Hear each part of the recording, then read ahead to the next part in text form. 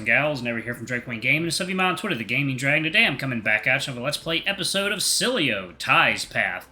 So yeah, let's go ahead and jump right back into it, shall we? Alarm chain, you were up, and let's go. Apparently this is a big lore drop time, so, alright. Shit, Spencer! Wait, 1 second, let me see. Did that not... Yeah, what the fuck? Did that not save my... No, it did not. Okay. Load that. There we go. Okay. Let me go ahead and...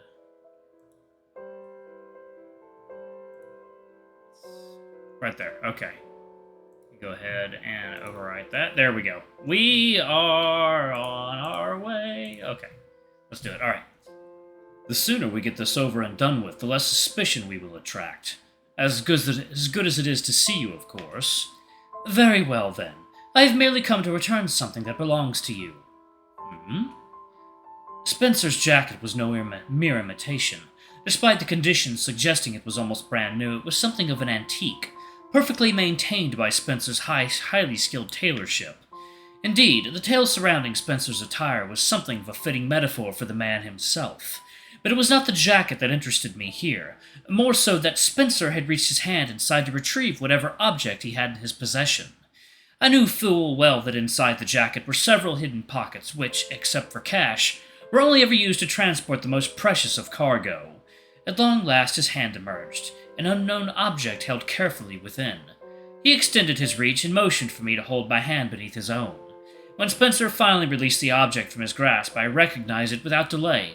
It was a ring, forged from pure gold, its circumference studded with ruby after precious ruby. I held the ring in my hand, my gaze transfixed. He was right. It was something which held deep meaning for me, which was precisely why I had given it to Spencer in the first place. But I understood why he had returned it, though that did little to ease the sting. As insignificant as this moment seemed, it symbolized finality, and it took every last inch of restraint not to burst into tears. I closed my eyes instead as I clutched the ring tightly, mourning what I had lost in silence before I opened my desk drawer, fishing around in search of something specific. Spencer watched quietly as I retrieved a small, worn length of cord. I combined the two objects before tying the ends of the cord in a knot before throwing it over my head, allowing it to fall into place around my neck and beneath the collar of my shirt with the ring hanging from the bottom as its rubies glistened brilliantly in the light of my office. Deep down, I knew this moment would come, but a part of me still wished things could have been different. Spencer sighed, his voice shaking slightly as his near-bulletproof composure seemed to falter, his own emotions getting the better of him, if only for a brief moment. Second, y'all, time to crack this one open. There we go. My apologies. Contrary to what you may think, this never gets any easier. Stop. Stop apologizing. This whole mess, it was not your fault. It was never your fault. It was mine. Silence. A look of annoyance spread across his face, much like it did every time we tread this conversational ground. I would apologize, he would refuse, instead only placing the blame on his own shoulders. I knew exactly what he would say next, only because he had done so several times before. I knew better, but still allowed this to happen. There were so many times when I could have prevented it, I got carried away. If only we could have found a way. Ty, you know this as well as I do. You have to put all this behind you. Forget about it all. Try to move on. Were it so easy to do. I try in earnest, but sometimes I feel as though I have backed myself into a corner. With Hunter? Yes, and you were right. So was Lucas. The best thing is to just forget about all this. Move on. Not let this whole thing become my undoing. And I am trying. God, am I trying. But I felt that you were... Ty, do you feel the same way about Hunter? I sighed, shaking my head yet again. I knew the answer deep within my heart, an answer I struggled to make any sense of. Hunter is so very different, and yet... Inexplicably, yes. Yes, I do. And I do not even understand how it is possible. You may not agree, but you find yourself in a near-perfect situation given the circumstances. As difficult as it may be, you simply need to soldier on. This will get easier in time. That, I promise you. You know, he and I shared a glass of firewater and a pleasant chat earlier on. What? I stared at Spencer in disbelief. The entire time that I had known him, Spencer had maintained significant distance from everybody and everything, regardless of who they were, if they were trustworthy. Lucas wound up being the one key exception, and it was not something that had been intentional. Instead, Lucas had grown suspicious. In the beginning, I regaled him with stories about the fascinating man I had met, but eventually I became privy to the realities of Spencer's existence. Realities that I could not share with anyone, even my closest friend. Lucas's suspicions surrounding my sudden change in transparency resulted in him going out of his way to find out what was going on. Eventually, Spencer and I had little choice but to clue him in. He already knew too much. At that point, it was better to pull the trigger ourselves and leave him in the dark. We let him in on everything and had him promise to share in keeping it all the secret. He agreed, and gradually Spencer began to form trust in Lucas as well. Spencer just gets more and more interesting. What does he have going on? Is he a fucking vampire? That'd be cool. That entire situation was a happy accident. That happy accident being the closest Spencer had ever gotten to actually reaching out to somebody in the entire time we had known each other. Hence my complete and total disbelief when Spencer told me that he had shared a drink with Hunter. Are you crazy? What do you think you're doing? I was attempting to confirm your suspicion. We spoke for some time, and there were no obvious signs, but that is hardly confirmation of anything. But what if... Relax. With such a substantial time spent in my presence, it will become obvious. You need only observe in the coming days, and notify me accordingly. Worry not. We can take care of this. Oh my god, is he the cause of all the gay virus? I wonder. That's interesting. He's the carrier of the homo. I don't know. This game has some weird fucking lore. It was foolish of Spencer to do such a thing. I worried about Hunter. Worried about what he might be going through. But in a way, Spencer was right. This way we would know, and once we knew, we could then act. What? No, what? What is happening? What is going on? Besides, I know he is suspicious of me. With any luck, our meeting will have eased his wariness. What did you tell him?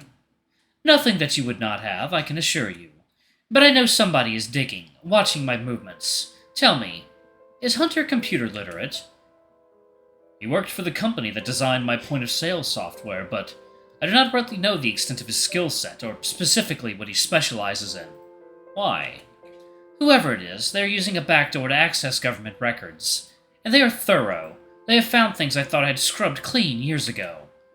You think it is Hunter? I do not know. It is possible. Or it could be somebody he knows.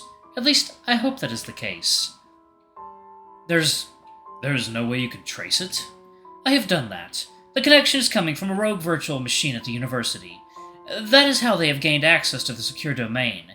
If I could obtain university logs, I could likely track the origin of the connection, but getting access to those logs has proven difficult. Regardless of whether Hunter is responsible or not, there are too many unknowns for him to not have theories and concerns. Ignorance, perhaps, would have been bliss, as opposed to becoming conscious of that which he cannot know. I felt an incredible pang of guilt. I was always many things, but a liar I was not. So instead, when I could not speak the truth, I merely did not speak at all, leaving large chunks of important information concealed beneath a thick black cloud of secrecy. After all, ignorance is oftentimes bliss. Not only had this made things so very complicated with Hunter, but it also potentially put Spencer in danger.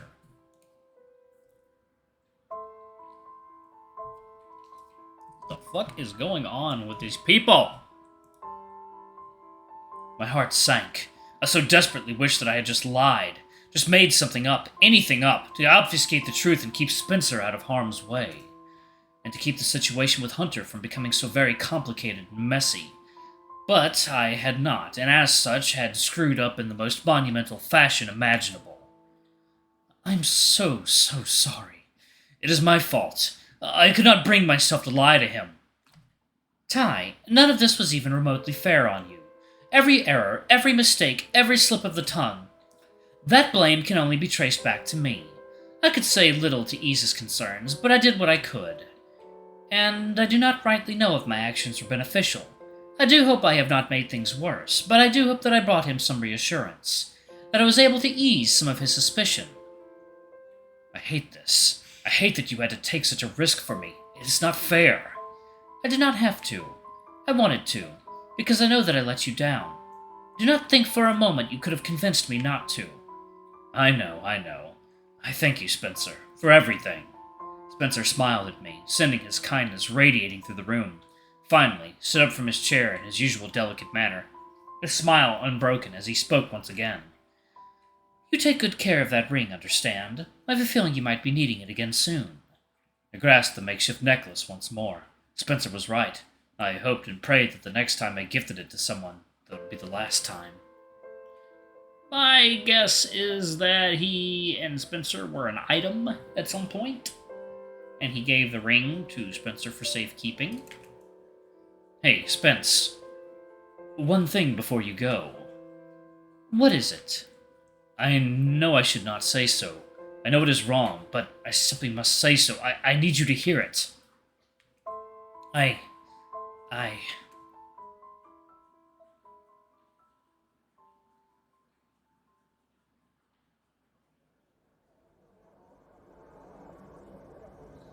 Instead, when I pressed my ear up to the exhaust, the distinctive sound of voices drifted into earshot from afar.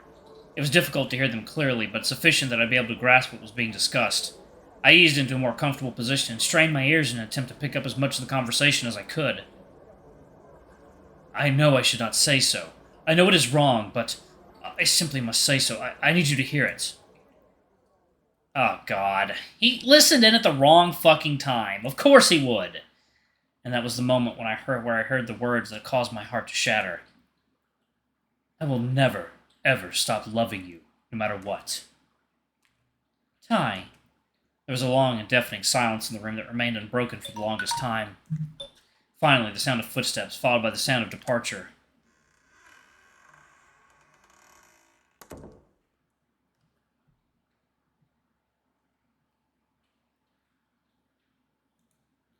Alright, I'm going to go ahead and pause it right there. Thank you all so much for watching. Don't forget to like, comment, subscribe, ring that notification bell, and check out our Patreon and YouTube memberships if you can. It always helps. Anyway, I love you all, and I'll see y'all in the next video. Bye-bye!